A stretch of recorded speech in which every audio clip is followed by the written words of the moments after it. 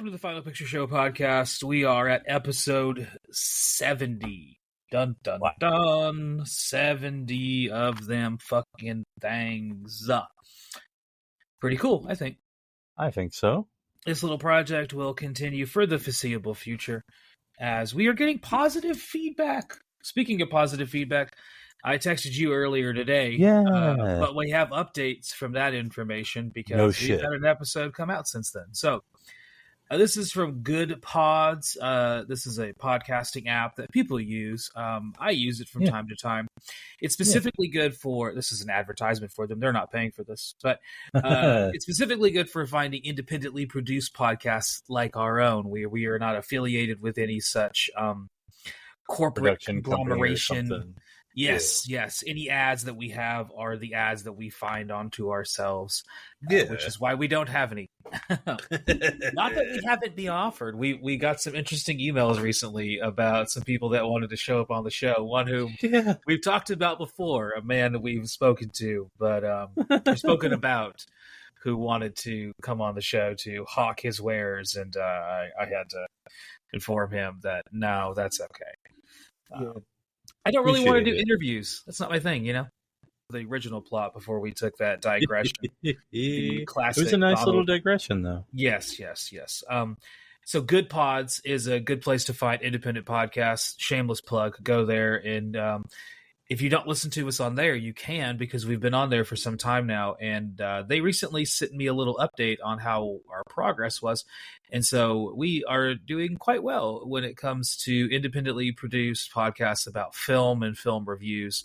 Currently in the top 5 on Good Pods. No shit. Number 4 in the entire website. So there you go. What? Yes, that is this week. Number 9 in the top 100 film reviews. So that would be unindependently produced podcasts and independently produced podcasts that are listened to on the Good Pods app. We were number 9 this week out of the 100. So there's that. And pretty cool. So I thought that was cool. And I had to double check it. I was like, there's no way. So I went on to the app and I was like, let me look through the thing. And I was like, oh, son of a bitch. There's the list. And there we are, number 9. I was like, well, there you go. Wow. So pretty cool. We were 19 last week. So we jumped up a good amount. Blown away. Yeah. When I texted you, we were like 19 or so, and I was like, "Hey, look at that, top 20." And then I was looking this morning. I was looking right before we got ready to record, and then I was like, "Oh shit, it's changed." And then I had a very stressful and long day, so that was some good news to see. And I know you were just sharing with me your stressful and long day, so I was like, "Hey, in spite of those stressful long days, some positivity." Episode 70. Wow. 70. Doing something completely different as we usually do every 10 episodes. Tonight, not talking about a post-apocalyptic movie, although I can see how you would be confused. I was, Instead, talking about a cyberpunk body horror Japanese art film from it came out in America in 1992-ish, but came out in Japan in 1989. So kind of bending the rules on our 90s extravaganza this month. But hey, fuck it, man. It's a bonus episode, right? And you ready to dive into this one? I'm ready.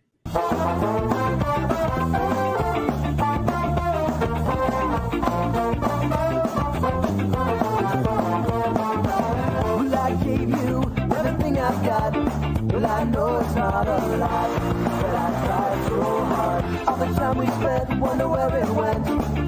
Why must time move on? Why must we go apart? Tetsuo, the Iron Man. Directed, written, produced, and starring, as well as doing a lot of other roles, is Shinya Tasukamoto, who is a very prolific voice within Japanese horror films, as well as cyberpunk works as well. He did do a sequel to this, which we are not going to watch right now, as well as a spin-off called Bullet Man. Yeah. as well as a few other films like Tokyo Fist, Bullet Ballet, A Snake of June, and more and more and more. Mm-hmm. He would also show up in a lot of different movies. So he shows up in a Scorsese movie as an actor. He shows up as a voice actor in several of the Metal Gear Solid games, one of Kojima's friends there. Oh, okay. And he has been cited as an influence on Tarantino, David Fincher, Darren Aronofsky, and lots of other directors who were kind of getting big in the early 90s. As visually his aesthetic that he goes for in this film, you can tell he has been ripped off. Yeah. This movie kind of reminds me, and this is another digression, one of many we'll probably take tonight, because this movie has a lot of background. Not a lot of plot, but a lot of background. I was going to say. Yeah, this kind of reminds me of the John Carter of Mars, where, so for those of you not familiar, John Carter of Mars is this very older story than Star Wars, Star Trek, Battlefield Earth, Battlestar Galactica, whatever, all these other shows that have largely stolen from John Carter of Mars. Yeah. However, the formal movie of John Carter of Mars did not come out until far after all of those things. So when you watch it, you can't help but just kind of be like, I've seen this before. Like with every single scene, because you've seen it before, because everyone stole from it.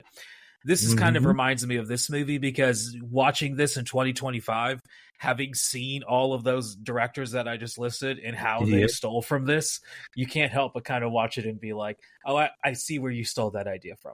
Like just over and over and over and over and over again. Because visually you can see where a lot of these directors stole a lot of their ideas from. So very, very important in that way. And possibly one of the more important Japanese directors of all time, kind of up there. Yeah. Especially modern.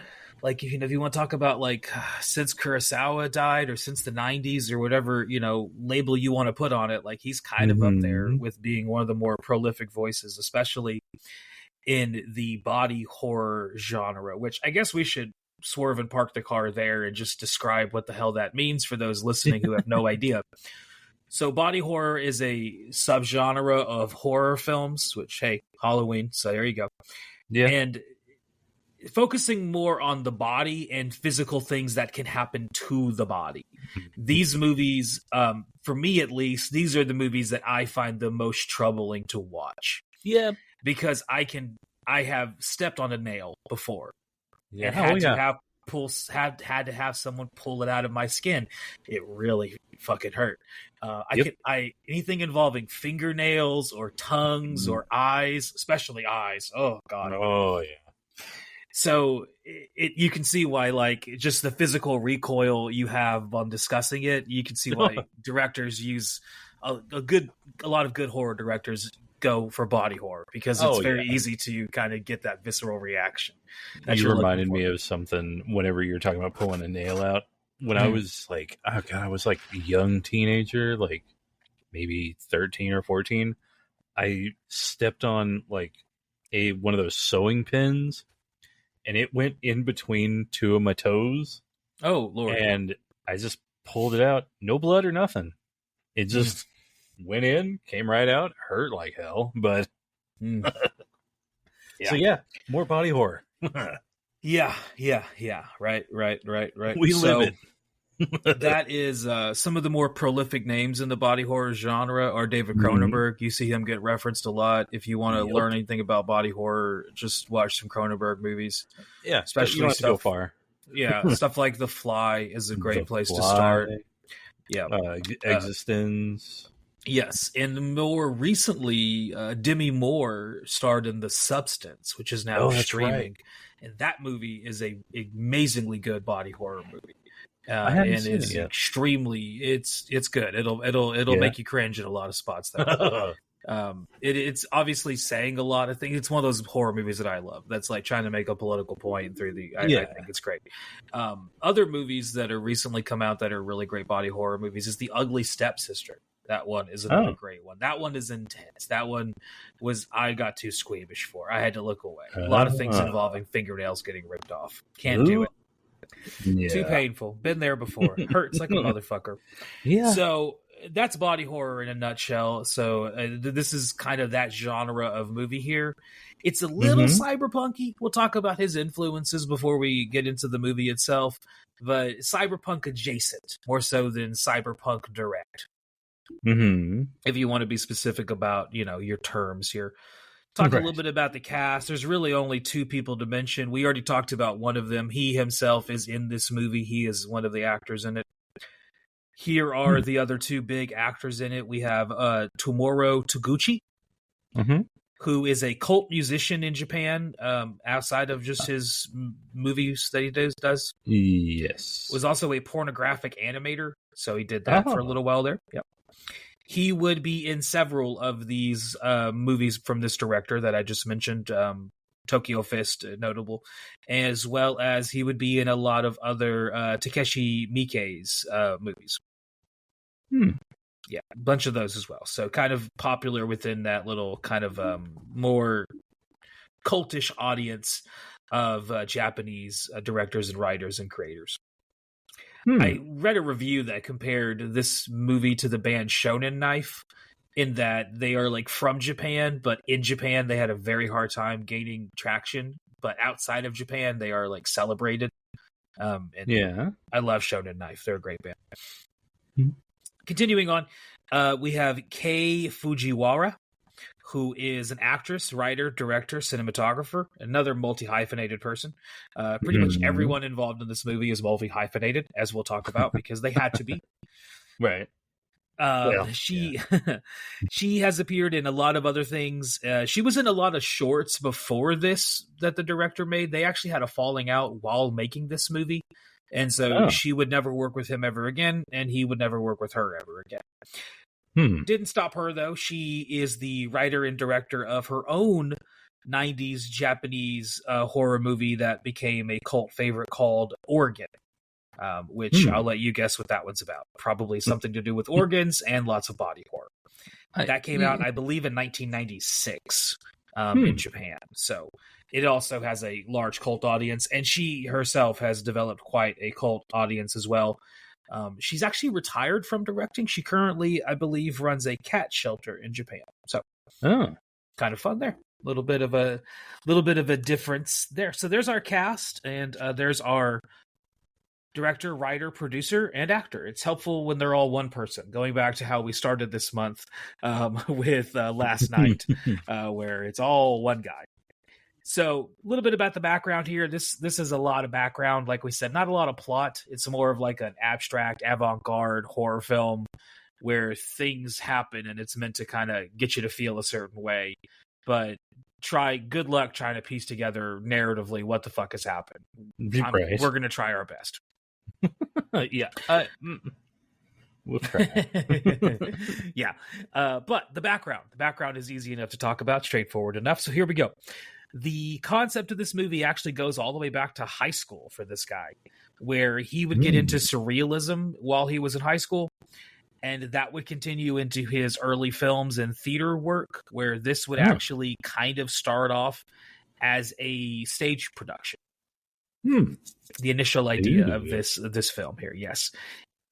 After that, it would take another kind of morphation into the form of a short film called Phantom of Regular Size, which would come out around 1987. There you go.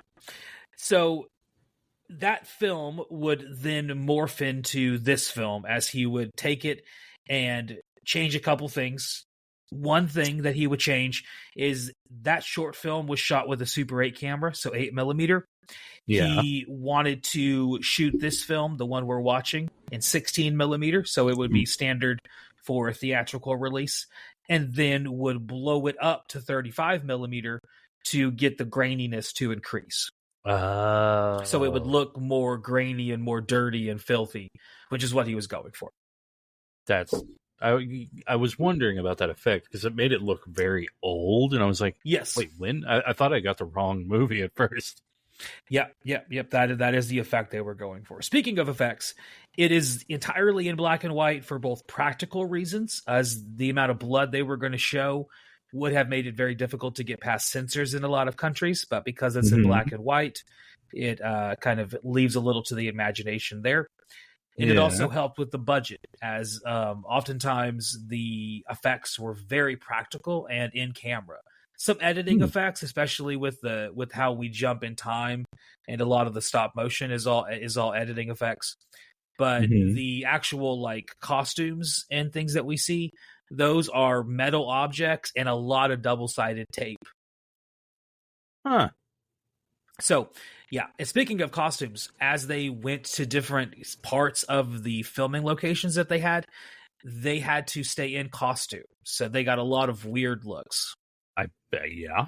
Yeah, and this movie was shot largely guerrilla style, where it was shot in his apartment. So the books you see, the walls you see in the apartment, that's his stuff. And then where they would shoot in Tokyo itself, they would just go and do it very, very quickly. Huh. In fact, almost everything was done in one take. That's all you get. Oh, dang.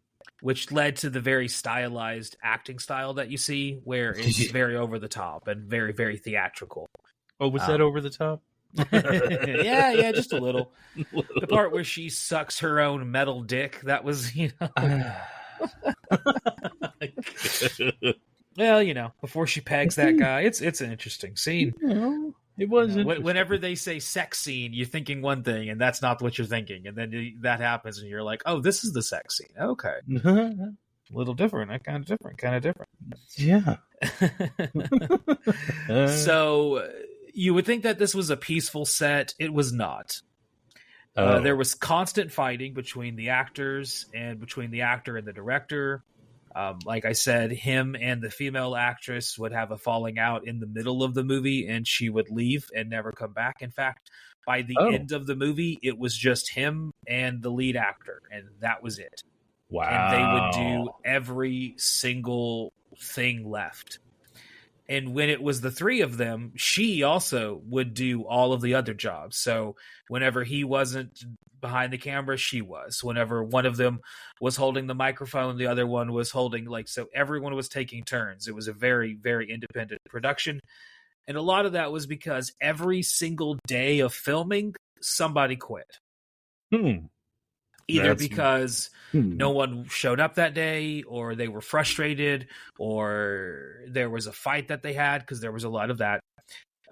Especially between the neighbors. Like, even his neighbors who were like, "What the fuck are you doing?" Like, Japan is a very different culture. Like, culturally in Japan, it is considered very abnormal to be large and obnoxious in public. And to make a big show of oneself. That is just not that culture. If you were to run onto the subway and shout and scream, people would look upon you with disdain. Whereas here in America, that's kind of, maybe more normal.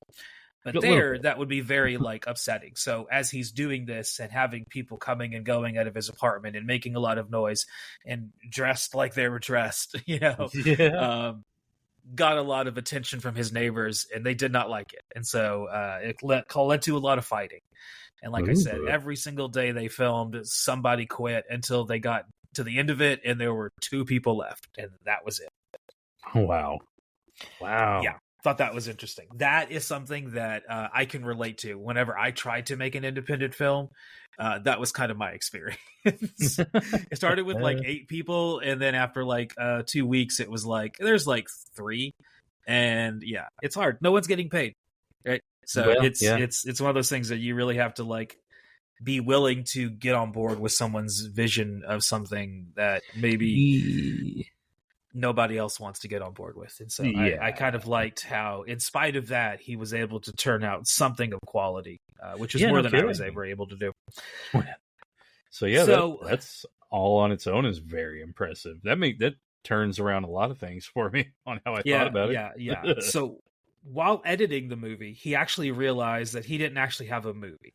He didn't have enough scenes to even call it a movie. This movie is an hour and 7 minutes long, so it's very, very short. And so this was about 1988, but he was also out of money. So he didn't have any money to go back and shoot the rest of the movie. So he ended up getting some funding from some people. And this is where the the production of the money comes in. As if you look on IMDb and elsewhere, you'll see that the movie cost about 3 million yen, or about $100,000. That's where that money comes into, is here, because he had run out of money up to now. Up till now, it was a very like bare bones production. Yeah. So about 30 more minutes needed to be filmed, and so him and whoever was left in his crew went out and filmed those last remaining 30 minutes. Yeah. So. While interesting, though, so how he was able to get that money was because while they were filming this movie, they were also filming a short movie called Adventures of Denshu. And Adventures of Denshu would be entered into a film festival where it would win some awards, which would then lead to him being able to present that as evidence of his talent to get funding for this film. So yeah, kind of like an interesting little like way he went about getting this film done. Yeah, no kidding. Yeah. I thought that was interesting. He was just about to give up on it too, so it's kind of like perfect timing for everything that. Yeah, it really is. It's kind of speaking of perfect timing and everything else. So when the movie finally came out, he actually chose to release it at the smallest theater in Japan available, which was 80 people in Tokyo. Oh. So that was the theater that the movie did its first showing at, was the smallest theater available. So kind of an interesting choice there. Mm-hmm. And it would go on in Japan to be largely a 9 p.m. movie, which is what here in America we would call a midnight movie. Oh. Which is a movie that they would show very, very late at night because it was more aimed at adults and maybe a little bit of a challenging watch for kids, or maybe something that you didn't want your kids to see. Right. So yeah, it was kind of a midnight movie even back then, as it was first getting its feet. It would go on to become one of the most important Japanese movies ever made. Like I said, it would win a lot of awards. As we get into it here in a minute, we'll talk more and more about all of the accolades and some of the inspirations that the director kind of took into this, because it's kind of, he wears his inspirations on his sleeve. And originally there was going to be a third one. So I mentioned there's a sequel, which is, I believe, called Hammerman. I think something like that. Or Bullet Man or something like that. Bullet Man comes out later. So Bullet Man is later. the spinoff. There's more. Yeah. Oh, yeah. Well, so there was a spinoff called Bullet Man, which was originally going to be the third one. The third one, the third one was going to be a co-production / co-directing with him and Quentin Tarantino. But it would feature a largely American cast. The more he got into doing it, the more he realized he didn't want to do all of that. He didn't want to have to follow all these rules. You know, it's going to be a bigger budget, more money involved, Hollywood, things like that. So instead, he didn't do that. That never happened. And he would go back to Japan and he would do the spinoff that we have called Bullet Man, which is, like I said, kind of in the same universe as this kind of movie, but unrelated to those characters that we see in the first one here. Okay. Yeah. And portions of this I almost spoiled it myself. Portions of this movie would show up in several music videos in the 90s and in the 2000s, especially in the industrial heavy metal genre. I don't know how many times. I was going to say, I don't know how many times I had seen clips of this movie that I'd watched today. I don't know how many times I've seen clips of it in countless industrial music videos over the years. Fan made and like personal made, industrial music videos. The soundtrack of this movie is amazing. Trent Reznor would love to write something as cool as this. I was about to say that like towards the end where there was some of the music, I was like, oh man, now I know what this reminds me of, makes me think of. Yeah. Portishead would be one group that would use portions of this movie in their music video for Machine Gun. Oh, okay. That was the song Machine Gun. Yeah, Portishead.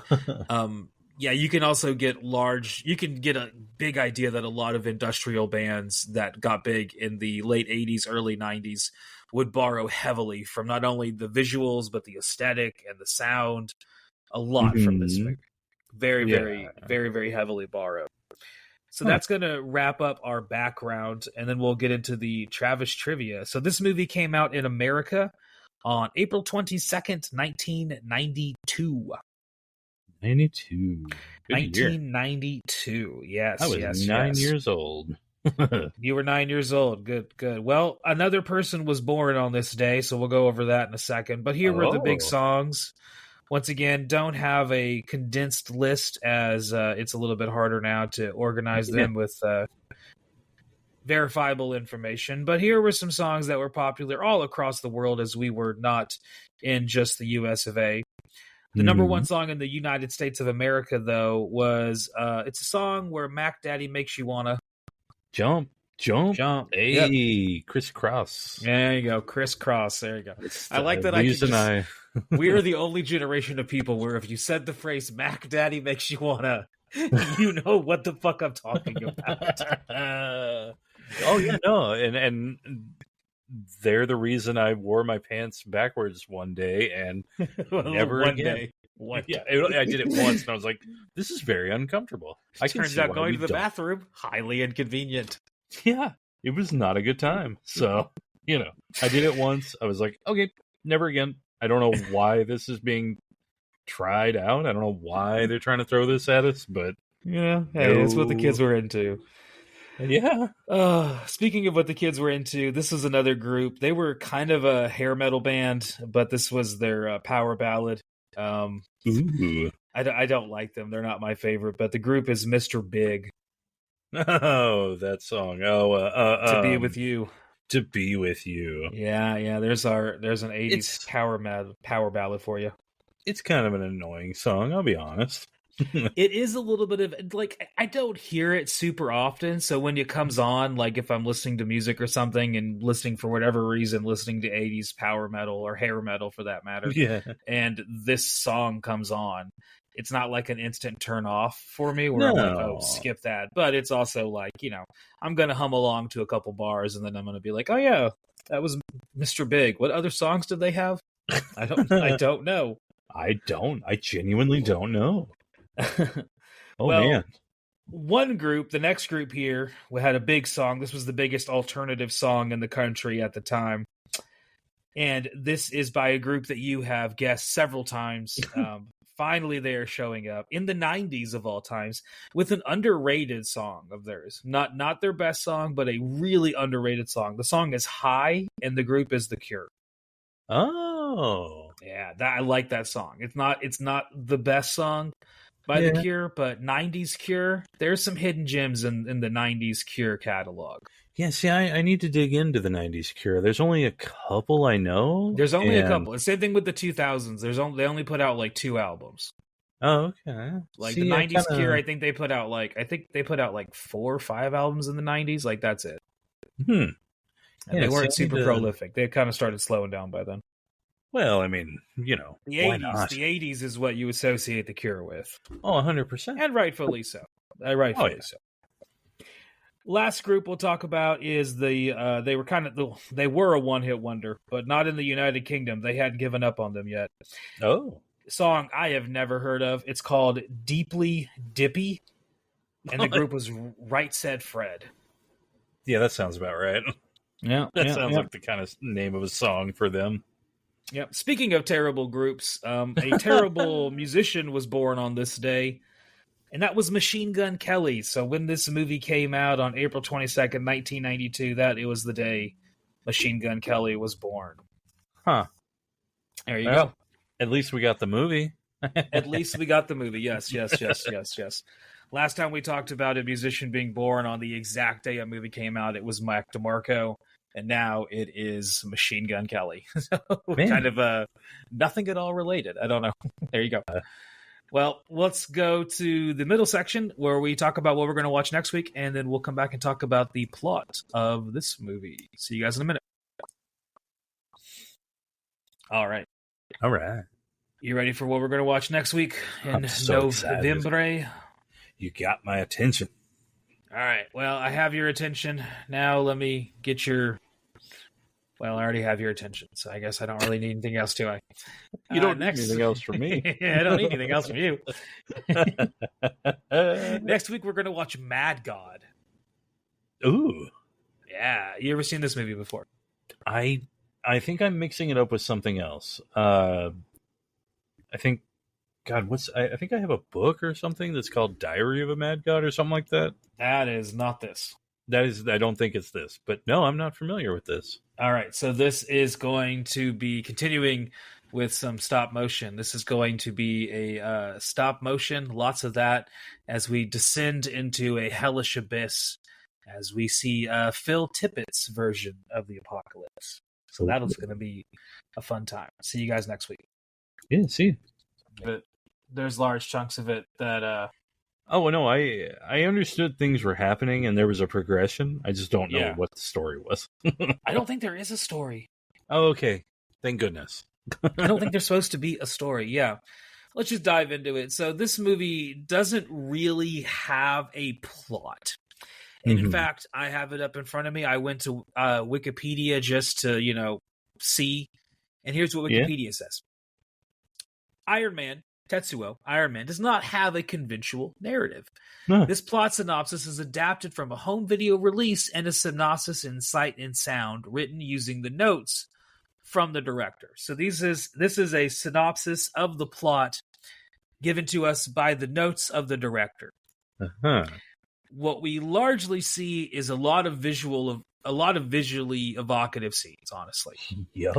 So before we get into the plot and everything like that, now that we've talked about what it is, this is a summation of the plot as opposed to a beat for beat, note for note, because you can't do that with this movie.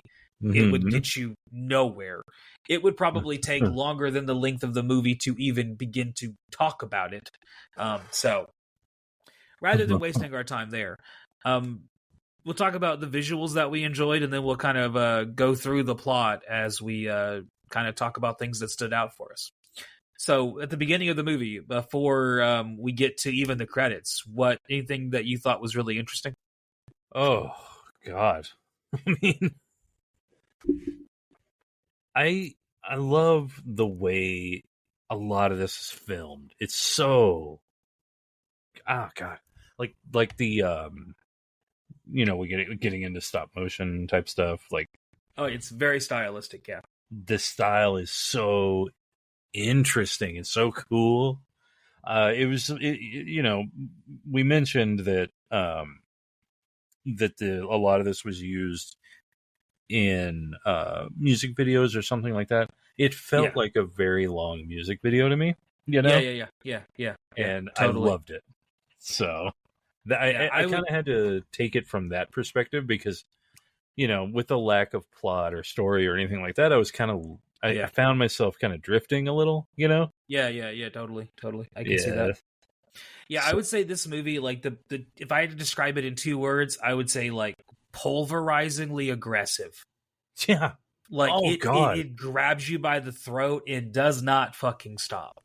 And at a certain point, you want it to, because it's just like you're just constantly getting image after image after image after image, and you're just trying to figure out like what in the hell is happening. And it is a lot like a lot of the 90s industrial music videos. Like I can remember like Ministry, 9 Inch Nails, like early 9 Inch Nails, early Ministry, some early Marilyn Manson stuff, Kitty. Even a little like early new metal was really influenced by this shit. Like you can tell, Machine Head, like a lot Tool. Of those groups. Tool, yes. Oh God, so much Tool. Yeah, like you can tell where a lot of people watch this and largely ripped it off. Which, like I said, it was very popular. It became very popular outside of Japan, way more popular outside of Japan than it was in Japan. I believe it.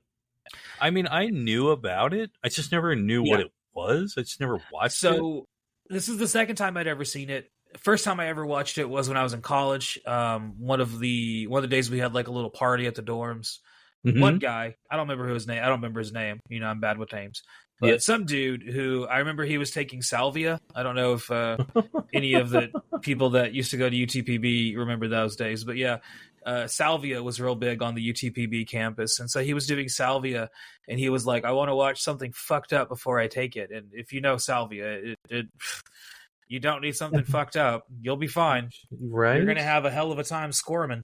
So he was like, I want to watch, this movie. And even back then, the people I was friendly with, we all kind of like had like weird movie collections. I kept mine under my bed.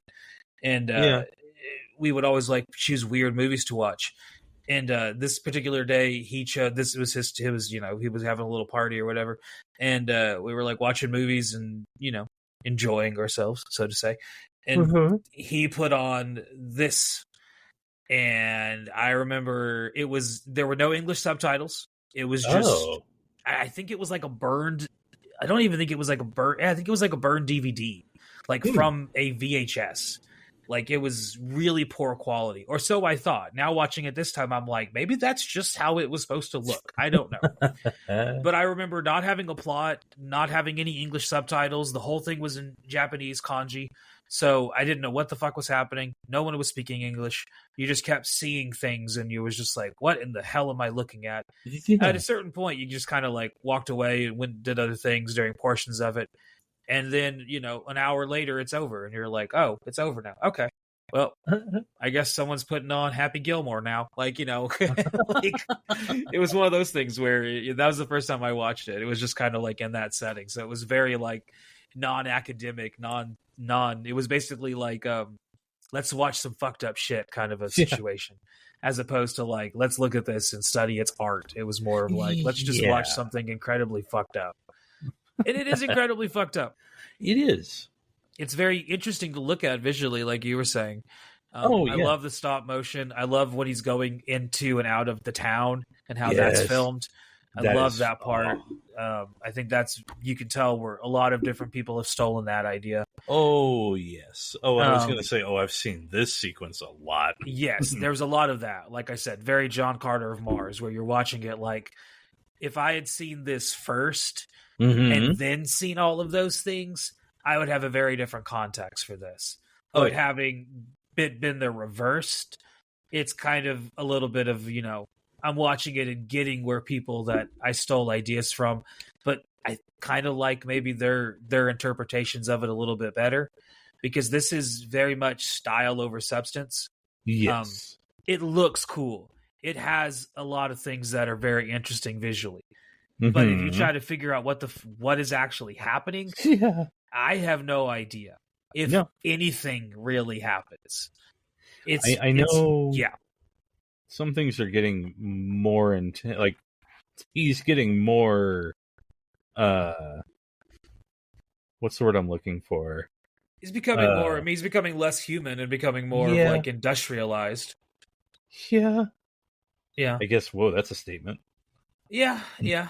So, a little bit about his influences, because he wears them on his sleeve in this film. Yeah. And you can see a lot of influences ranging from stuff like H.R. Geiger to, I think it's not mentioned anywhere. Like he mentions his influences. He talks about how he saw Videodrome and that inspired him. And he saw Blade Runner and Alien and those kind of movies. And those all inspired him directly. And obviously there's some Japanese things that he's mentioning as well. He doesn't mention it anywhere, but I see a lot of J.G. Ballard in this, who wrote Crash, not the movie about racism that won the Oscar. Crash, they did make a movie out about it. It's got James Spader. It's about these two people who have like a sexual awakening through watching cars crash. Oh, yeah. And seeing like metal and body bend together in like interesting and like sexually complicated ways. I see a lot of that in this movie. I knew that was a movie. Okay. Yeah. Crash is totally a movie. Yeah. Because every time I was like, I know there was this movie where it was very different than, but I would always find the racism one. Yeah. And I was you gotta dig deeper for the one without Matt Dillon. I was like, what's wrong with me? It's got James Spader. I forget who's in it. It might be directed by Cronenberg. Honestly, I can't remember. But it is also kind of like a little body horror-esque, but maybe a little bit more of like narratively driven, as it's this like relationship or dynamic that's going on. We see that here as well, but a completely different situation. So here's a little bit about the plot of the movie. We'll just go ahead and dive into what Wikipedia says the plot is, and then we can kind of talk about it, what we think. As I'm worried that we're going to go over the length of the movie talking about the movie. So we'll see how we dodge that bullet. But here's what Wikipedia says. After a young man inserts scrap metal into a self-inflicted wound on his thigh, he becomes a victim in a hit-and-run accident. And that's basically the setup of the beginning of the movie that we were just talking about. It's oof. Yep. You with me so far? And then from there, it's just like... Yep. So the hit and run accident, the driver of the hit and run is a typical salary man. So that means like a businessman in Japanese terms, who later finds a metallic thorn protruding from his cheek while shaving.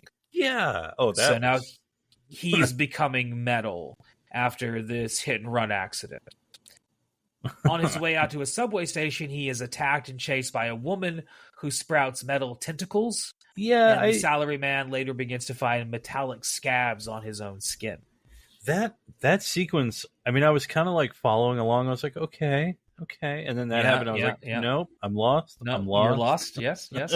Well, then it cuts to him being at home, and the salary man is now sleeping next to his girlfriend, in which he has a dream in which he is sodomized by his girlfriend with an organic metal penis that is maybe 20, 30 feet long. That was a very... And she licks it and kisses it a bunch. Let me tell you, that scene, I mean, it was cool. Don't get me wrong. But holy shit. Not what you were expecting. I was like, oh, I get it. Yeah, right. This is somebody's into this. I get it. So that part was one of the parts I remember from college where everyone was just like, that part, because it happens like you're like 10 minutes into the movie and you're like, okay, what is happening? Oh, and he's getting sodomized. Like, okay. Like, that's what my anchor is going point. on? That's my anchor point. Yeah, I'm like, I remember the sodomy scene. Got it. Not every day you see a salary man get pegged. I mean, by a 30-foot robot penis. Not these days. Not these days. Not since 1992, let me tell you. So when he wakes up, he discovers that metal is taking over his body. He attempts to have sex with his girlfriend, but his penis becomes a metallic drill. Swerve and park the car a moment, because this is not the first movie we've talked about with the penis drill. Nope. We've talked about them before. Space Truckers also had a metallic penis drill. Yep. A little bit more of a funny situation there, though. Yeah, that was. Yeah, this does not go funny. Because he tries to lock himself away from his girlfriend. She approaches him I saying, can take it. Yeah, she can take it. Nothing shocks me. Nothing shocks me. Yeah, I think you're going to be shocked. You think you're going to be shocked? Yes. Yeah. She approaches him saying she's not afraid of him, but he attacks her, and when he tries to sexually assault her with his transformed penis, she stabs him in the neck, causing him to fall into unconsciousness. Yep.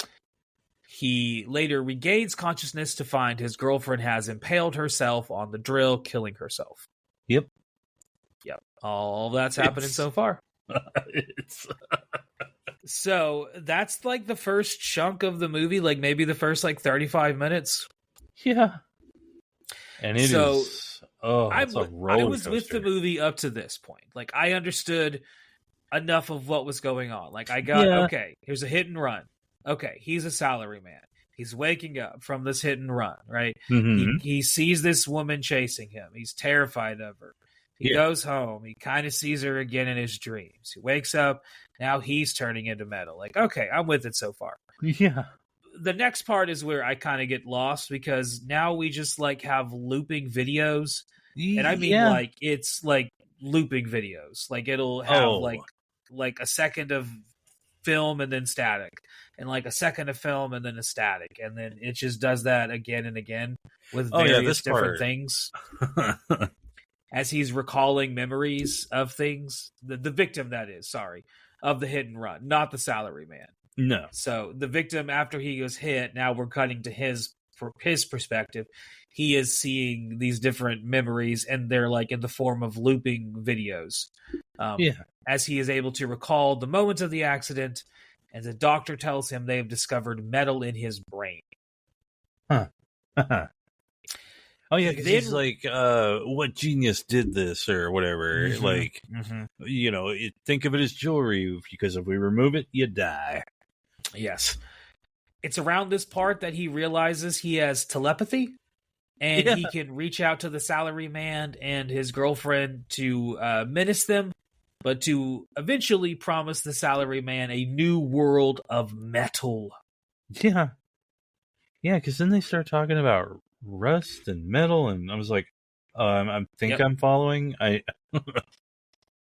Yeah, right?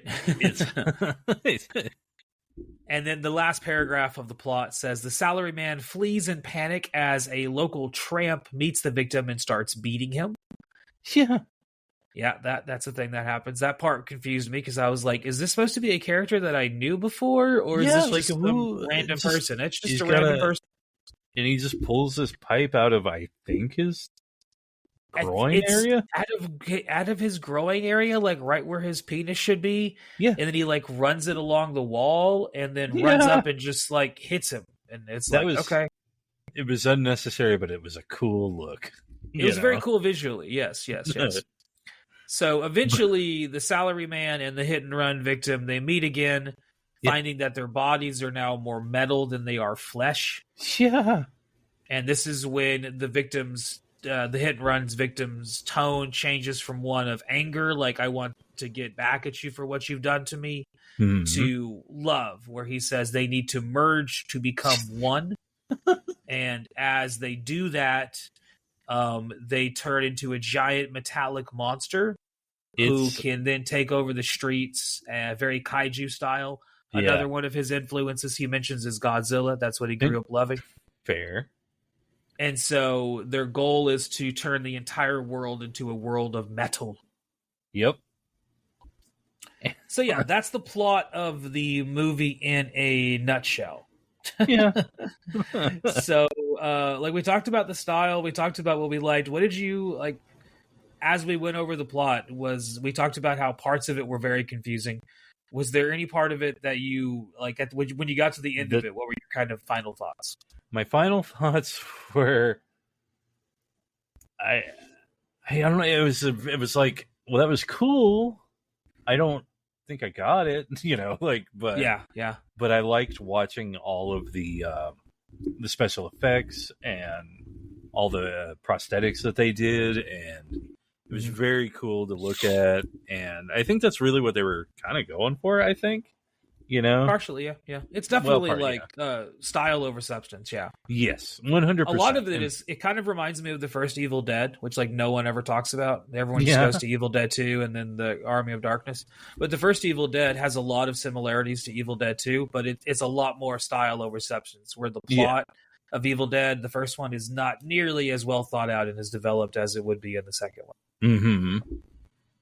And I kind of think you see a lot of that here, where it's a lot of like, look at this cool ass camera thing I know how to do, and look at all this like visual aesthetic I can put together, and all these editing tricks and in camera tricks that I can pull off. Because it's got a lot of that. Like the stop motion is impressive. Oh, absolutely, it is. Yeah, there's a lot of things that are really impressive about the movie. Yeah, they did a good job. Yeah. I think they did a really good job, especially knowing now how this thing was made. I'm even more impressed. Like, yeah. Because I was already impressed. I would say like it's very impressive, especially when you look at like the low budget of the film, and how they were able to accomplish all these things. And how I don't think I could have done half of it. No, it's very impressive, very, very visually impressive. I really, really like it quite a bit. Yeah, absolutely. After watching it, my initial reaction is both times now has been, "What the fuck was that?" Yeah. Because I think that's kind of what I wouldn't even call this a movie. This is a 1 hour experience. Yeah, this is you sit down, you watch it in 1 hour, no commercials, no interruptions. It's done in 1 hour, and then you are like, "What in the hell was that?" And that 1 hour will go by rather quickly because the movie has a pace to it. Like it doesn't stop. It doesn't let up. It kind of just keeps on going and going and going. Well, and that's why I think it's appropriate the way he moves through town. That's basically the pace of the movie right there. Yeah. Basically. It's kind of a mirror of it, or not a mirror, but like a parallel. Yeah. So, last couple words on what the film could represent based on both the director what others have said. So the director has found that the movie to be a commentary on living in a large city like Tokyo and how that kind of dehumanizes the inhabitants of and turns them into these like almost metal-like machines. So kind of commenting on the lack of pastoral within the urban setting and how maybe that is kind of turning us into creatures unlike our ancestors, as we are in these giant cities that were never really maybe intended to be in. I like that reading of it. I think that you see a lot of that. Yeah, and also, I mean, that's a good commentary on also like I like Japan's work culture. From what I've heard of it, what I've been aware. Yeah, it's a little intense. Yeah, so that also makes sense why Japan would have a sort of like dehumanizing, like what's the word, view, I guess, of their surroundings or something. Like I can see that. Yeah, I can totally see that. Yeah. Yeah, it's also you're on such narrow land, and it's been so like overpopulated by the massive cities that it's almost like how much nature is left. Yeah, really. And, I feel like a lot of that. Like I feel like in a different lifetime, I could have been. I would have wanted to be like an explorer and just like go and find things. And it's like shit, there ain't anything left to find anymore. There's nothing left to find, like, other than the ocean and the space and the stars. What do we got left? It's yeah. What do we got? It's kind of it's a little defeating, but so I like that reading of it. Other readings of it that you could the other people have put forth is a critic by the name of Savlov said that, quote, less a coherent plot than a series of disturbing images loosely stuck together, found that the film works on several levels, suggesting it could be viewed as an AIDS analogy. Interesting there. I like that. That's an interesting take on it, especially with the end of the movie in question. Yeah, well, yeah, that does. But, because a lot of body horror in the 80s was centered around, like, the AIDS. I guess pandemic, totally. Or not pandemic, but epidemic. Epidemic, yeah. We saw that again with the pandemic, with COVID. We had a lot of movies that were very body horror based. Oh, yeah, that's right. So it happens a lot. Anytime there's like any kind of new sickness or anything like that, I feel like it comes back up because people are immediately worried about their bodies and how their bodies are going to react to all these different things. And that comes out, that expression comes out like this. Continuing on, he said, same author, he said, you could also read it as a metaphor for the Japanese encroachment on the world market. Ooh. So kind of two different positions, two different readings on the film there, which I think are interesting. I mean, that's something you'd have to put onto it rather than getting from the makers itself, because I think I don't know how the AIDS and the HIV epidemic really affected Japan as much as it really affected like around here in the Western world. And also I'm not sure how, I don't know, aware or interested people in Japan would be about, Japan's approach to the world markets. I don't know. Yeah. Maybe they would. I don't know. Maybe they would be interested. I don't know. It'd be like us saying something about, I don't know, McDonald's, like fast food places, And the last thing we'll talk about is in the book, The Definitive Guide to Horror Movies, James Marriott found that the film became wearying on repeated watches and that only the same director, only his film Tokyo Fist came close to reaching the same visceral impact. Oh. Yeah. And I will say this is only the second time I've watched it, so it hasn't weared on me yet. Yeah. But I can see that if you watch this movie several times, like you get the visuals, what's going to happen. And so you're just kind of maybe watching it to see other people's reaction to it. That would be the only reason I would watch it again, I think. Yeah. It'd be like, this is fucked up. Let's watch this and see how you think about it. Kind of that kind of a thing. Yeah. Just, open mind, but check this out. So altogether, though, I think it was a pretty good film. I'm glad I got to watch it again. It's one that I think fits in brilliantly with our motif we were going with this October of foreign films from the 90s. And this one not necessarily a post-apocalyptic movie, although the director would borrow heavily from cyberpunk in this film. But he would say himself that this film was less obsessed with the aftermath of any kind of destructive society and more on focusing on the body itself as a destructive substance. So kind of a different take on the cyberpunk genre, which he is maybe kind of his own particular writer of. I don't know if anyone else is really tackling subjects. I'll have to do some research there. Yeah. But thank y'all for coming along tonight. Next time we will be back to talk about Mad God. So see y'all then. Hot damn, college boy. Thank you so much for listening. Every single week we come back with a new movie about the end of the world, or a movie about the beginning of the end of the world, or what happens after the end of the world, or maybe one day we just decide to watch Showgirls. Who knows? Right? But every week we are coming back, and thank you so much for stopping in this week and listening to the whole episode and hearing our thoughts on whatever train wreck of a movie I chose to force my friend to watch this week. I'm a good person like that. And thank you for also being a good person. There you go. If you want to be a really, really fucking cool person, which you obviously are, why don't you give us a like, and actually, more importantly, give us a subscribe. I find that to be more important. I don't know if the algorithm says it is. I don't really give a shit. But thank you for your patronage either way, and clicking all the things and doing all the stuff. Bye. Thanks.